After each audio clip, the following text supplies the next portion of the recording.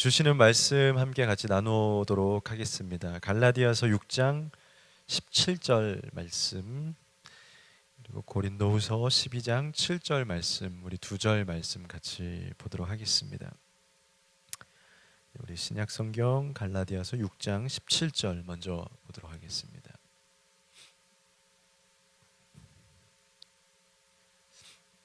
네, 우리 찾으신 분들이 갈라디아서 6장 17절 우리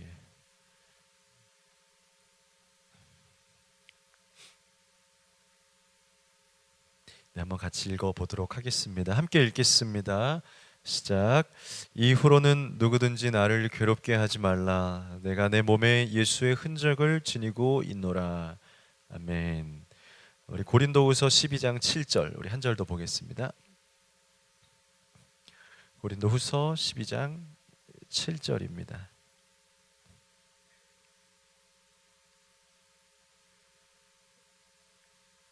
예, 함께 읽겠습니다. 고린도후서 12장 7절 시작. 여러 계시를 받은 것이 지극히 크므로 너무 자만하지 않게 하시려고 내 육체에 가시 곧 사탄의 사자를 주셨으니 이는 나를 쳐서 너무 자만하지 않게 하려 하심이라. 아멘. 예, 오늘은 우리 마커스라는 제목으로 같이 말씀의 은혜를 나누도록 하겠습니다. 이 사람의 발을 보면 그 인생을 알 수 있는 것 같습니다. 우리가 아무리 우리의 몸을 꽁꽁 도며매고 치장하고 포장해도 그 사람이 걸어온 발, 실제적인 우리의 몸의 발을 보면은 이 사람이 얼마나 고된 삶을 살았는지, 여러 가지 우리의 뭐 걸음걸이라든지 이런 게 발에는 다 표현되지 않습니까? 심지어 우리가 이렇게 한쪽으로 이렇게 걸면은요, 이렇게 걸음걸이 보면 운동화 같은데 뒷굽 보면은 걸음이 뭐 안짱다리인지 왼쪽으로 조금 기울어 걷는지 신발에 다 표시되죠. 어떤 사람은 왼쪽만 굽이 좀 굽어 있는 사람이 있어요. 달아 있는 사람. 그 사람은 분명히 왼쪽이 조금 더 이렇게 발이 더 길다던가 꾸부정 걷는다던가 아마 그랬을 거예요. 근데 신발뿐만이 아니라 우리의 몸에도 마찬가지죠. 고되게 일하고 걷고 구두를 신고 또 직장을 다니면서 했던 그 발의 모든 고된 것들이 발에 다 표현이 됩니다. 우리 잘 오셨어요. 우리 친구 두 명이 앞에 앉아서. 네, 제가 사진 한 장을 보여드릴게요. 우리 아주 잘 아시는 발일 거예요. 뭐 아주 대충 알죠? 누구 발이에요? 네, 바로 아시네. 워낙 유명한 발이니까.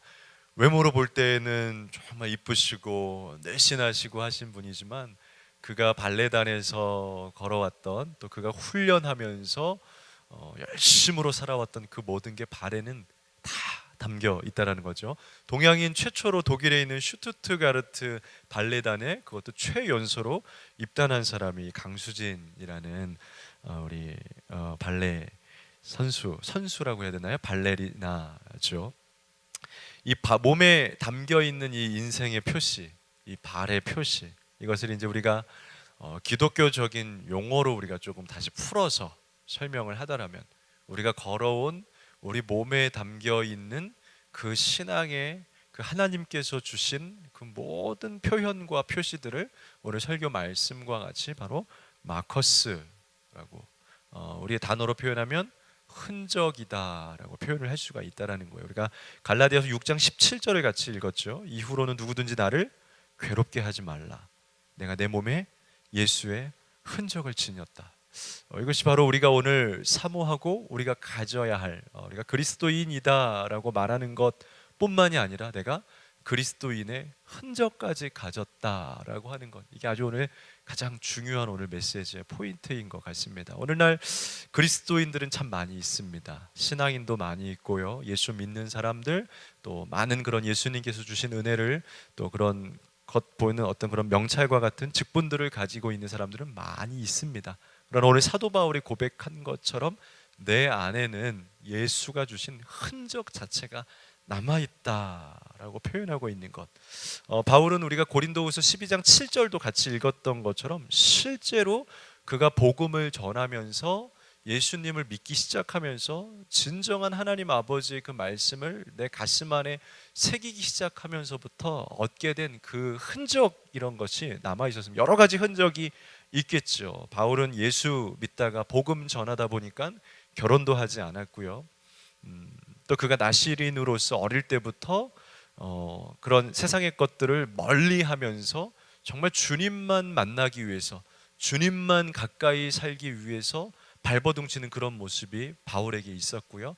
실제로 이 바울이 오늘 고린도후서 12장 7절에서는 내 육체 안에는 가시가 생겼다, 가시가 있다. 그런데 이것을 이제 말씀적으로 좀 이렇게 학자들이 분석할 때는 갈라디아서 4장 15절에 가면 이런 고백이 있어요. 제가 읽어드릴게요.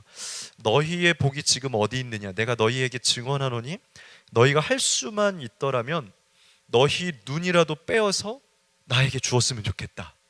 그러니까 지금 약간의 힌트들이 보이는데 이 말이 내가 눈에 어떠한 이상이 있다라는 것, 내가 정말 할 수 있으면 너희 눈이라도 나에게 주어서 내가 말씀 연구하고 너희들에게 복음 전하는 그 편지를 쓰는 데에 좀 도움이 됐으면 좋겠다라는 눈에 대한 흔적을 말씀을 보여주면서 이 말씀 6장 11절에 가면은 내 손으로 너희에게 이렇게 큰 글자로 쓴 것을 보라라고 하면서 이 편지를 큰 글자로 쓴 거예요. 그러니까 눈에 자기가 작은 글씨로 쓸 수 있는 그런 시력이 안 되는 거예요.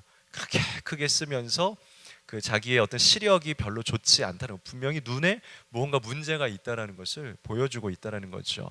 어디서부터 출발된 건지는 잘 모르겠지만 그 사도 바울이 하나님을 알게 되면서부터 공부하고 연구하고 또 어떠한 초자연적인 역사를 통해서 자기 몸에 생기게 된 여러 가지 고된 혹은 육체적인 또 피곤함, 뭐 각종 다양한 자신 안에 흔적이 생겨 있고 그 흔적들을 벗어나기 위해서, 이 가시를 벗어나기 위해서 기도하고 발버둥도 쳐보았지만 하나님께서는 내 은혜가 너에게 족하다라고 이야기하면서 없애주지 않는, 계속해서 그 흔적을 몸에 남겨두시는 그런 모습을 보게 되었다라는 겁니다. 그래서 오늘 말씀을 통해서 어떤 사람들에게 이런 마커스가 생기게 되는가, 이 마커스는, 이 흔적은 어떤 부끄러운 흔적이 아니라, 나쁜 흔적이 아니라, 창피한 흔적이 아니라, 사실 우리가 있을 때에는 불편할 수 있고 이것이 뭐 그럴 수는 있겠지만 사실은 영광의 마커스인 거고요.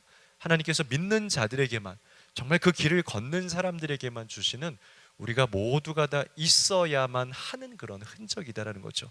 예수를 알고 믿는 것도 중요하지만 우리가 그 그리스도를 믿고 따른다면 그 믿음에 대한 그 증거의 마커스들이 우리 안에 있어야 한다라는 겁니다. 그러나 우리가 그 흔적이 남아있지 않고 증거들이 남아있지 않으면서 걸어가고 있는 우리 시대의 그런 많은 그리스도인들의 모습들, 오늘 저의 모습일 수도 있죠. 나의 모습일 수도 있다라는 거죠. 예배하고 있지만 기도하고 있고 평범하게 무난하게 길은 걸어가고 있는데 정말 치열하게 그것을 위해서, 예수 복음을 위해서, 하나님과의 그런 관계를 위해서 싸워가고 있는, 정말 그 하나님을 정말 붙들고 있는, 그 하나님을 붙들기 위해서 겪어야 되는 그런 삶의 많은 투쟁들과 또 그 안에서 생기게 된 어쩔 수 없는 그 영적 전쟁의 그런 상처들과 가시와 흔적들, 그것이 남는 것이 사실 정상인데 오히려 남아있지 않게 너무나 깔끔한 어떤 그 너무나 아주 그냥 아주 무난한 그 깨끗한 그 영화 같은 것들을 보면은 여러분 잘 알 수 있게 되는데요. 이게 심리학 이런 거를 영화에서도 많이 이렇게 보게 됩니다. 좀 깨닫게 됩니다. 근데 이 결벽증 같은 거 너무 깨끗함에 이 집착하게 되고 이렇게 되는 것들 있잖아요. 이제 그런 것들의 근원을 이렇게 찾아가다 보면 결국에는 문제에서부터 시작되게 돼. 어떠한 상처나 어떤 학대를 받거나, 그래서 그 어떤 그렇게 막 그 자기가 막 쪼여들게 되는 그 경험 속에서 그 강박관념이 결국에는 이제 결벽증으로 돌아가게 되는데요. 이 시대에 가지고 있는 많은 그 우리 그리스도인들의 교회들의 모습 속에도 보면은 마치 그런 영적인 결벽증과 같은, 너무나 깨끗하고 너무나 완벽하죠. 그런데 사실 그것이 좋은 게 아니죠. 깨끗하고 좋은 것이 아니고 우리들 안에는 너무나 치열한 것들 속에서 먼지도 묻고 그런 더러운 것들을 우리 손으로 만지고 또 경험하고 싸우면서 생겨지게 되는 오히려 그런 아주 피투성이와 같은 먼지와 같은 것들이 많이 묻어 있어야 됩니다. 복음의 현장 속에서, 전도의 현장 속에서, 또 친족들과 가족들과 사회에서, 또 가정에서, 여러분들의 직장에서 예수 그리스도 때문에, 예수님 때문에 만지게 되는, 할 수밖에 없는. 근데 그것이 이제 신약 성경에 가보면 비슷한 이제 비유와 예화로 이제 그 강도를 만나는 그 길에 가면 제사장으로 표현이 되죠. 제사장이 더러운 것을 만지지 않는다라는 거예요. 물론 표현으로 내가 예배 드려야 하니까 나 피 묻은 것을 묻지 않겠다. 그런 것이 이제 어떤 영적인 결벽증을 말하는 거예요. 그리스도인들은 만져야 되는 거예요. 그리스도인들은 우리 가슴에 그 더러운 먼지와 세상의 오물들을 다 우리가 품고 가야 되는 거예요. 그러나 우리가 많은 우리 시대의 그런 어떤, 그래서 팀 켈러는 이제 그런 책들 이런 거 이렇게 시리즈에 보면 팀 켈러가 쓴 그런 시리즈들이 많이 있는데 그 안에 이제 표현들을 보면 굉장히 적나라하게 어떤 그 교회의 그런 너무 거룩함에 대해서, 그러니까 좋은 거룩함이 아니라 그리스도인들이 너무 깨끗하고 너무 그냥 아주 착하게 그냥 순전하게 그냥 그 길만 걷는 것들에 대해서 아주 신랄하게 비판을 합니다. 우리는 그냥 아주 진흙탕, 그냥 엉망진창 속으로 들어가서 모든 그리스도인들은 마치 주님 앞에 나아갔을 때에 깨끗함을 가지고 주님 앞에 나아가는 게 아니라 어떻게 돼야 돼요? 오늘 사도 바울처럼 가시를 가져서 절뚝거리는 다리를 가지고 절뚝절뚝 거리면서 온몸에 망신찬이가 되어서 더러워진 모습이 되어서, 오히려 그 탕자의 비유에 보면 그 아들이 그 세상 속에서 많은 것들을 다 버리고 경험하고 싸우고 하면서 하나님을 알게 되고, 그러니까 하나님이라는 건 아버지라는 거죠. 아버지를 다시 깨닫게 되면서 더러워진 몸을 가지고 아버지 앞에 나아가게 되는 그런 모습처럼, 하나님, 내가 세상 속에서 살다가 싸우다가 다 잃어버렸습니다, 다 지쳤습니다, 다쳤습니다 해서 가시의 흔적의 모습들을 가지고 주님 앞에 나아가는 그런 모습이 우리들 가운데는 필요하다라는 것입니다. 오늘 말씀을 통해서 어떤 사람들에게 마커스가 생길 수 있는, 여러분들도 오늘 이 예배를 마치고 나면 이제 돌아가는 길에 이제 여러분들의 삶의 현장 속에서는 오히려 우리가 거룩을 추구하는 것이 아니라 세상의 마커스를, 그리스도를 통한 그 흔적들을 추구하면서 여러분들 안에 많은 그런 흔적이 남게 되는 여러분들이 되면 좋을 것 같습니다. 첫 번째로 마커스가 생기는 사람들은 말씀대로 살면 마커스가 생기게 된다라는 겁니다. 말씀에 대한 고민이 굉장히 많이 있습니다. 여러분, 말씀 많이 어렵죠. 성경 공부하는 것도 어렵고 암기하는 것도 어렵고 그렇습니다. 근데 말씀이 진짜 어려운 이유가 뭘까요? 말씀은 그냥 이렇게 보는 게 어려운 건 아닙니다. 사실 우리에게 성경은 열려져 있습니다. 하나님께서 계시 우리에게 주셨다라는 거예요. 우리에게 왔습니다. 과거 시대처럼 성경이 닫혀 있지 않습니다. 우리에게 깨달을 수 있는 지혜를 주시고, 또 예전에는 과거에는 뭐 선지자들을 통해서 그랬겠지만 지금은 또 예배를 통해서, 혹은 또 많이 여러분들에게 보급되어 있는 말씀의 그런 주석과 책들과 주석들을 통해서 여러분들이 충분히 말씀을 깨달을 수 있는, 이 말씀을 공부할 수 있는 문은 열려 있습니다. 근데 우리가 많은 사람들이 말씀이 정말 어렵다라고 느끼는 그 안에 있는 진정한 어려움의 의미는 뭘까요?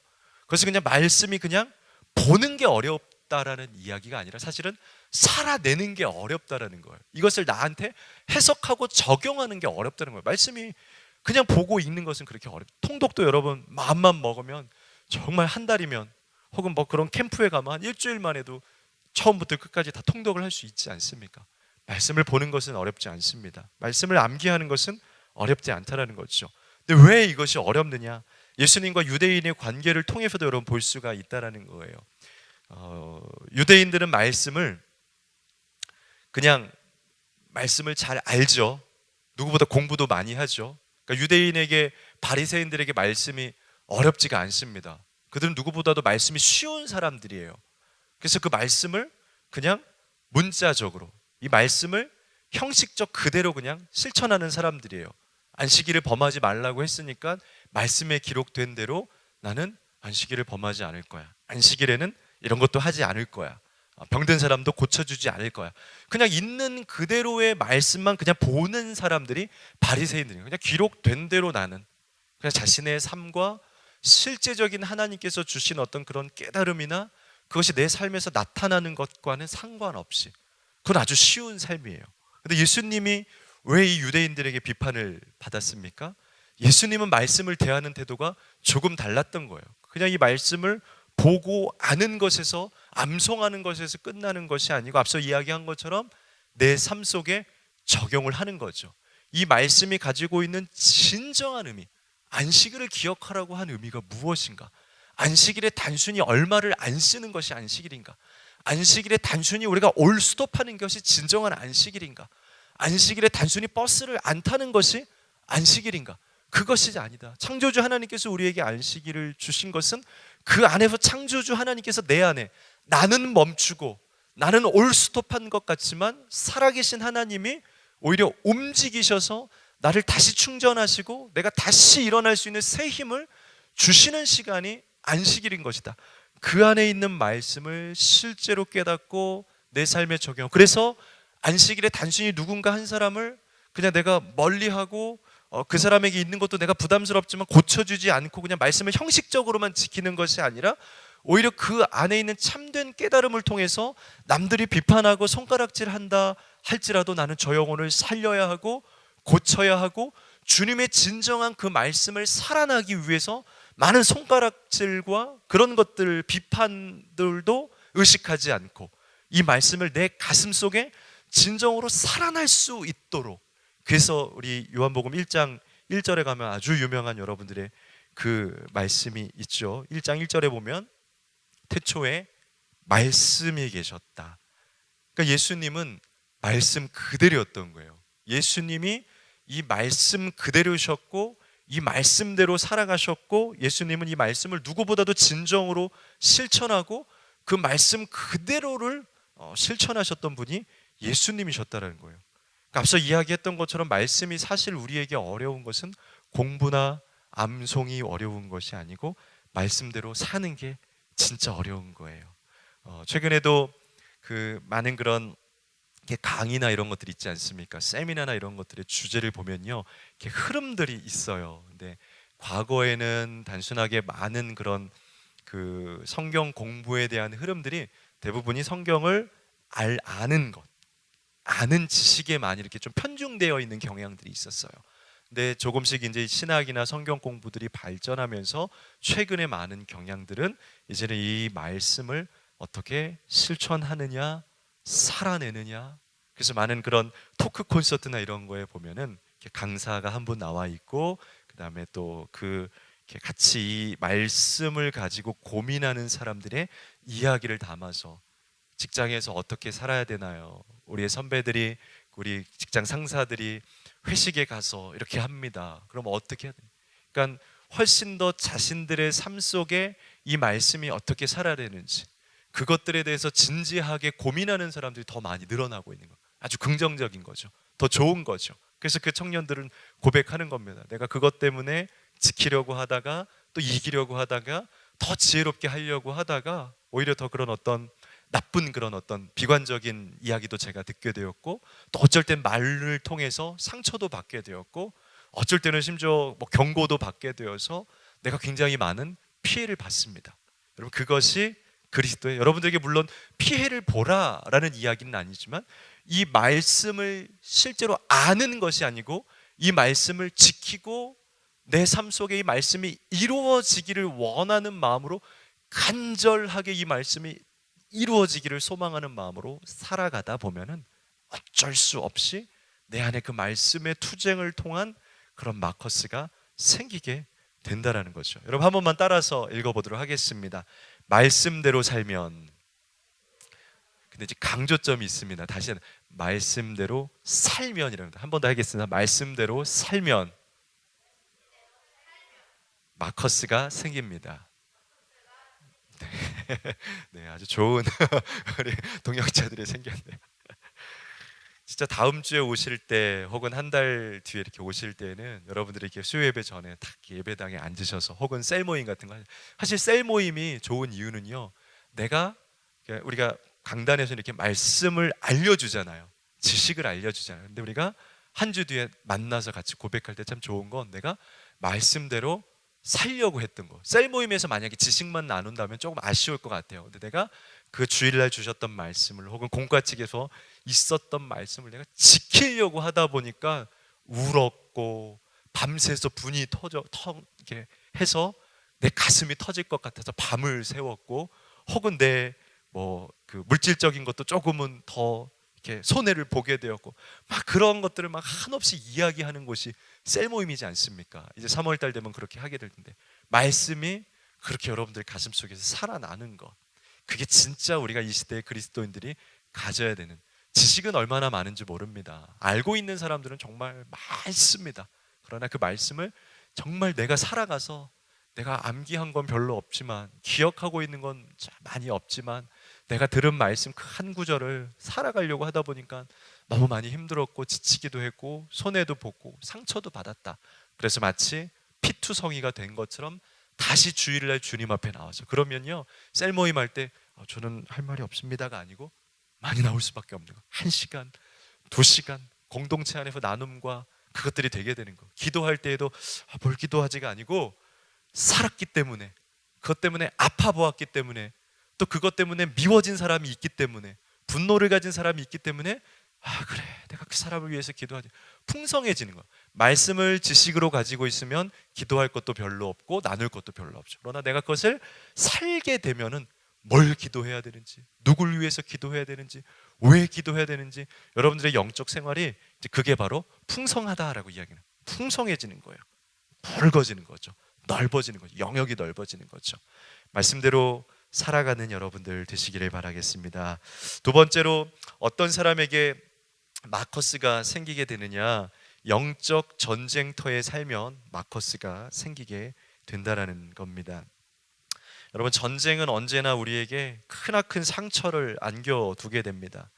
6.25 전쟁을 우리는 잊을 수가 없죠. 우리 다음 세대, 자녀 세대에게까지도 절대로 빠뜨릴 수 없는 이 나라의 큰 전쟁이 바로 6.25 전쟁입니다.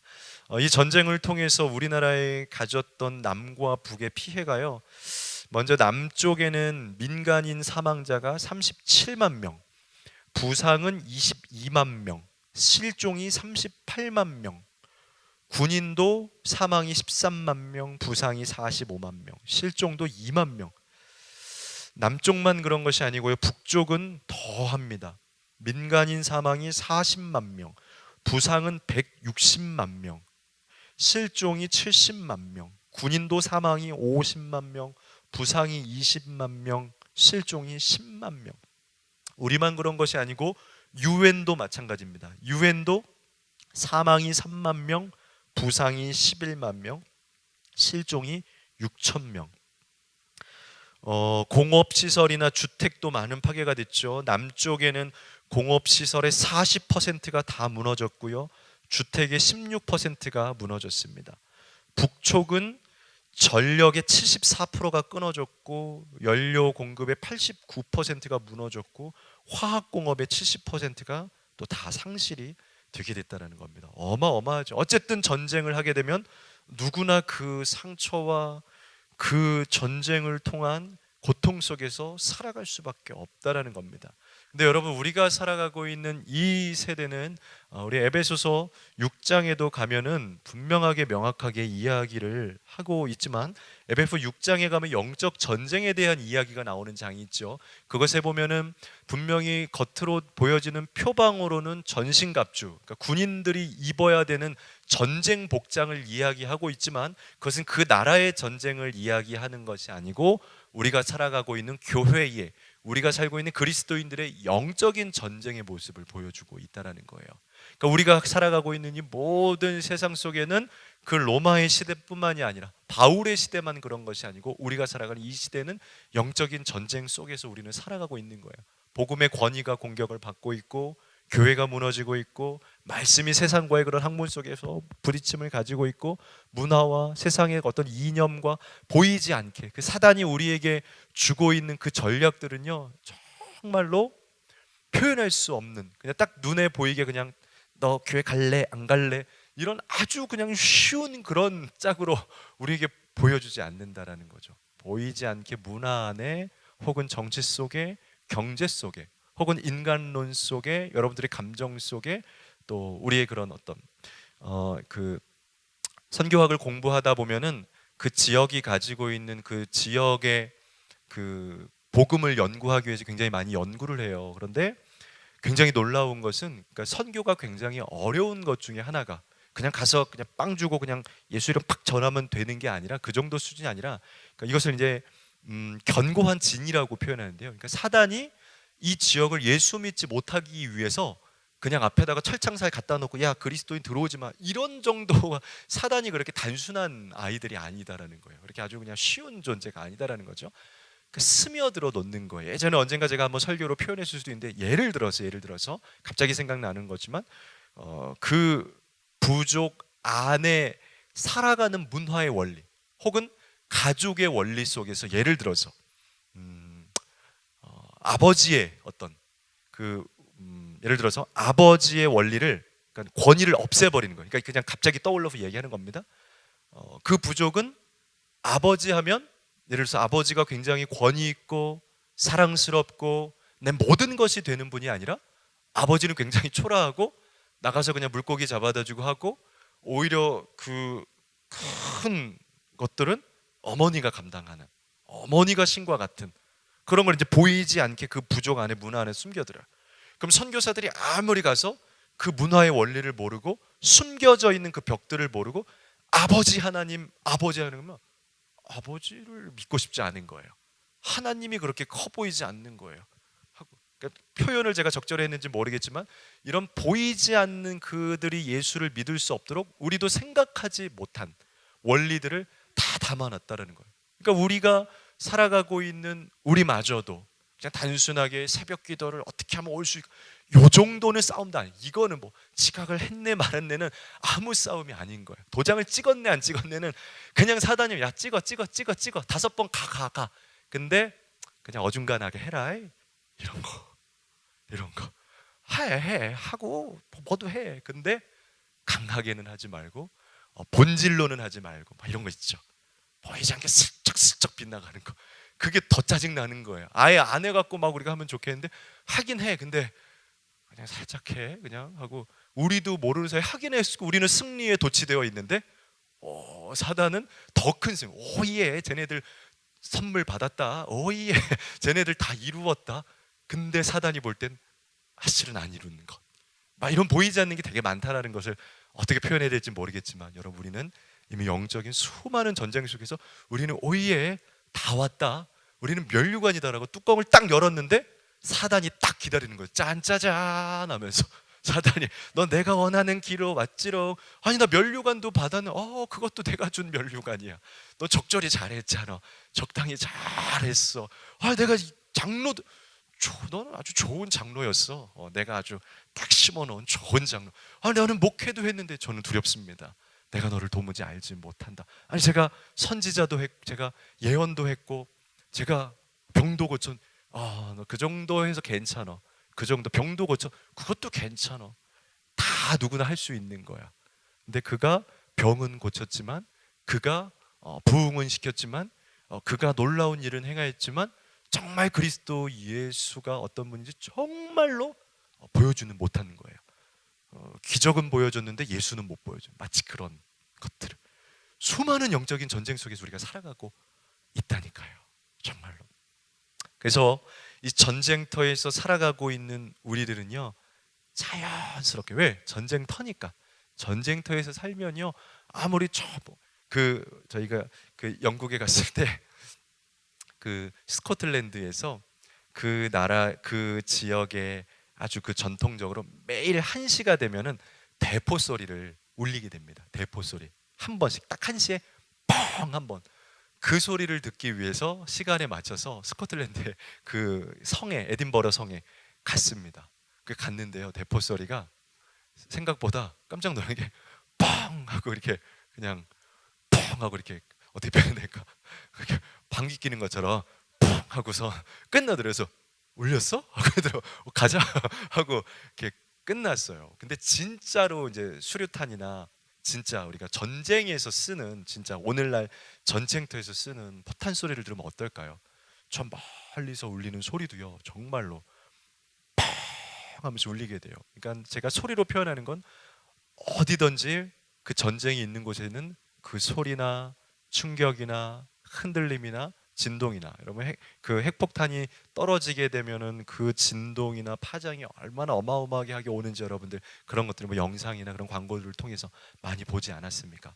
그 충격의 상처들은 누구나 가질 수밖에. 우리가 만약에 지금 진짜로 사도 바울과 같은 마음과 모습으로 영적인 전쟁을 하면서 우리가 살아가고 있는 군사들이라면 우리는 오늘도 그 세상과 싸우다가 또 싸우기 위해서 전쟁터에 나갔다가 우리는 그 어떠한 그 전쟁의 소리와 또 그것의 칼날의 방패의 포탄의 그런 흔적들을 분명히 우리는 가슴속에 갖게 된다라는 거예요. 싸우다가 갖게 되는, 아까도 말씀을 이야기했지만 이번에 영적인 더 깊이 들어가서 영적인 전쟁을 통하여서 내가 갖게 되는 그 나의 어떤 그 사인들, 흔적들, 바울에게는 가시들, 그걸 여러분들이 많이 가졌으면 좋겠는 거예요. 남아있는 거죠. 싸우다가 그 사단을 일으키기 위해서, 그들을 쓰러뜨리기 위해서 싸우다가 계속해서 내 마음속에 남게 되는 그 흔적, 그리고 그 흔적이 쌓이게 되면요, 여러분 놀라운 것이 있습니다. 이 군인들은요 그냥 지쳐서 쓰러져서 죽게 되는 것이 아니고요, 그것을 계속해서 듣다 보면, 계속해서 이렇게 하다 보면 나중에는요 세집니다. 강해진다는 거. 군사가 나중에는 막 이를 악물게 됩니다. 그래서 다시 쓰러질 것 같지만 다시 칼을 땅에다 찍어 올리면서 일어나서 내가 다시 일어나서 갈 것이다라고 고백하면서 무너뜨리면서 이기게 되는 더 강해지는 군사. 그러나 싸우지 않으면 않을수록 어떻게 됩니까? 점점점 근육량은 사라지게 되고 검술의 기술도 사라지게 되면서 평범한 그냥 시민의 삶을 살게 돼요. 그러나 하나님께서 오늘날 우리에게 부르시고 초대하는 것은 전쟁터 끝까지 가서 싸우면서 그 복음을 위해서 끝까지 나갈 그 한 사람들을 찾고 있는 거예요. 그러나 추수할 일꾼 찾고 계시지만 정말 나갈 사람들이 없는, 추수할 사람이 없다라고 말씀하시는 그 예수님 말씀처럼 정말로 이 시대에 많은 복음을 전하러 또 거둬들이러 나가야 되는, 저 최정방까지 나가야 되는 그 마커스의 영적인 투사들이 필요한데, 그 투사의 삶으로 결단하는 사람은 많지 않고 저 뒷전에서 그냥 가려고 하는 사람들만, 그냥 따라만 가려고 하는 사람들만 많이 있다라는 것이죠. 이 모든 조직, 기업, 교회도 마찬가지고요. 이 분포도가 굉장히 중요합니다. 분포도가. 뭐 가정도 마찬가지고요. 뭐 물론 가정에는 그 자녀의 수가 뭐 우리가 어쩔 수 없는 거지만 그 숫자에 따라서도 틀린 거고요. 분포에 따라서 틀린 거고요.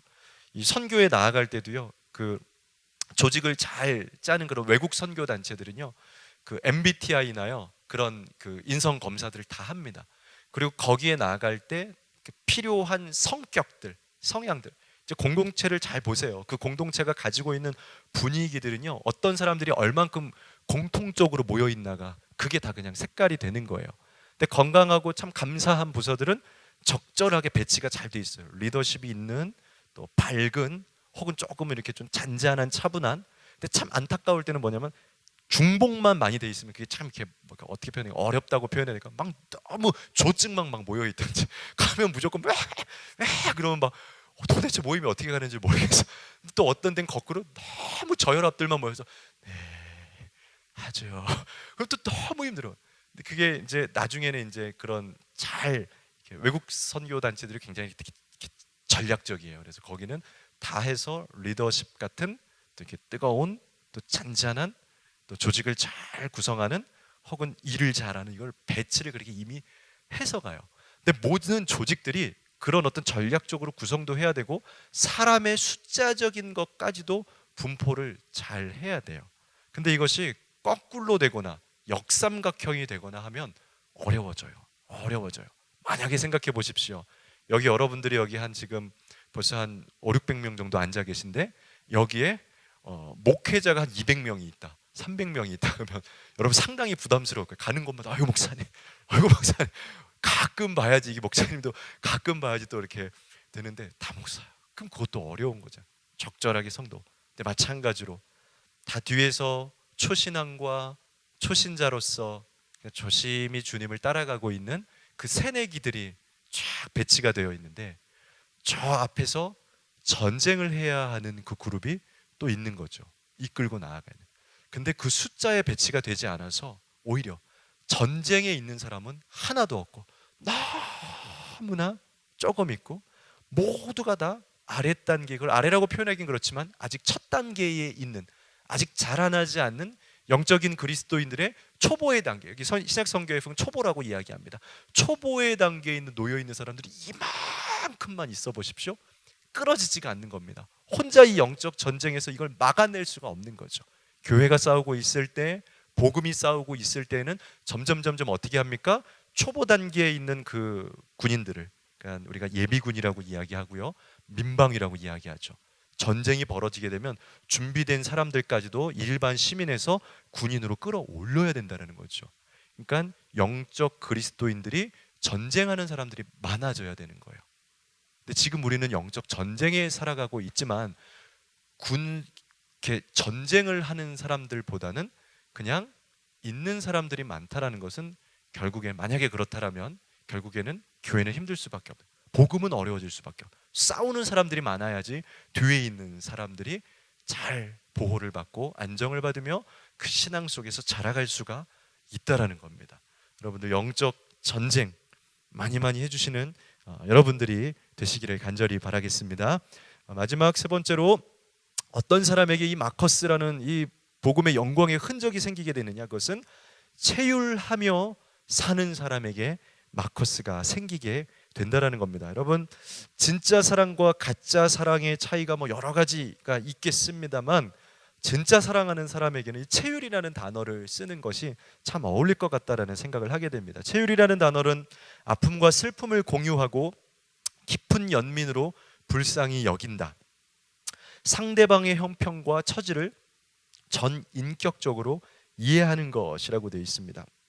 이것을 히브리서 4장 15절에 보면, 우리에게 있는 대제사장은 우리의 연약함을 동정하지 못하실 이가 아니요 모든 일에 우리와 똑같이 시험을 받으신 이로되라고 되어 있습니다. 바로 예수님께서 우리가 가지고 있는 그 아픔과 고통을 체휼, 똑같이 시험과 고통과 상처를 다 받으시면서 인간의 몸으로 이 땅에 오셔서 우리를 친히 사랑해 주셨다라는 표현이죠. 그러니까 우리가 누군가를 진짜 사랑한다라는 것은 그 사람이 가지고 있는 고통이나 아픔이나 생각, 꼭 슬픔이 아니더라도 그가 가지고 있는 생각이 내가 그냥 응 알았어가 아니고 정말로 나한테 공감이 되는, 느껴지게 되는, 체휼하게 되는 그 단계가 될 때 우리는 진짜 사랑하게 된다는 거예요. 예전에 제가 그 설날, 아직도 기억에 남는 아주 큰 저의 사랑에, 나중에 언젠가는 제가 사랑에 대한 책을 왠지 쓰게 될 것 같습니다. 근데